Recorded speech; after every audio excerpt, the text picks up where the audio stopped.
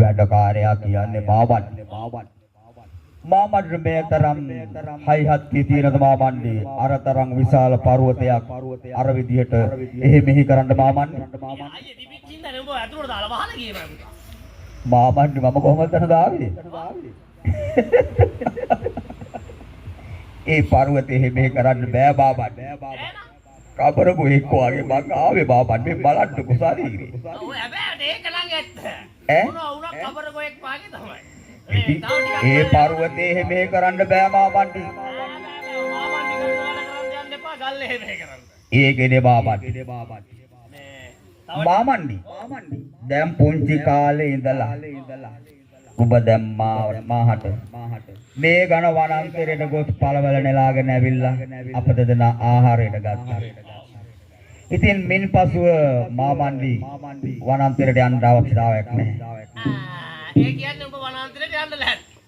නෑ ඉතින් මාමන්ඩි දැන් ඉතින් වය වෘද්ධයිනේ. ඒ කියන්නේ මම දැන් වය වෘද්ධයි කියලා පේන්නේ. ඒ නිසා මට පුළුවන් මාමන්ඩි වනාන්තරයට ගිහිල්ලා පළවල නෙලාගෙන ඉන්න. තාම මට පුළුවන්. ඔය ඇඟ හදා ගන්නකම් පළවල නෙලාගෙන ඉන්න. ඒ ඉතින් මාමන්ඩි ඉතින් මම ඉතින් පවසන්නේ මගේ රත්තරන් මාමන්ඩියට තියෙන ආදරේ නිසානේ මාමන්ඩි. ඒ වුණාට පුතේ මේකනේ වැඩි. ඔව්. මේ ඝන වනාන්තරේ හරියට පාරක් උතක් දන්නේ නැහැ. ඔව්. එතකොට මර උගුල් තියෙනවා. මර උගුල්? ඒව මොනවද මාමන්ඩි? මේ කැලෑවේ ඉන්නවා සතුන් දඩයන් කරගෙන ජීවත් වෙන වැද්දෝ වගේ මිනිසු කොටසක්. නෑ.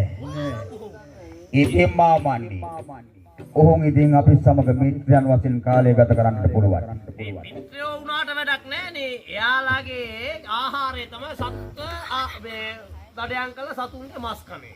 සතුන්ව විනාශ කරලා ඔහොම අනුභව කිරීම. ඒ නිසා එයා සතුන් අල්ලා ගැනීම සඳහා එක උපක්‍රම කරනවා.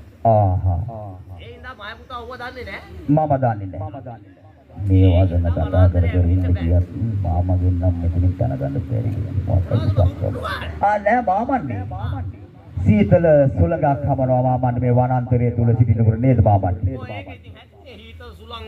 බලන්නකෝ මේ සතුන්ගේ ගී නාදය කොහොමද කියලා.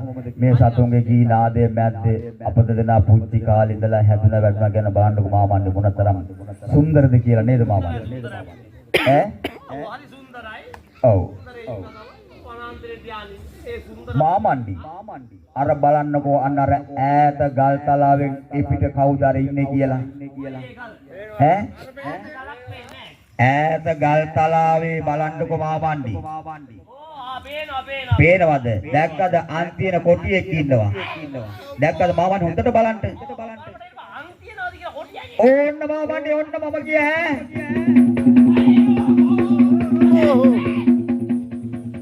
අන්තිල කොටියක් පෙන්නලා මූ කියන්නේ මම පෙන්නලා කොහොමද?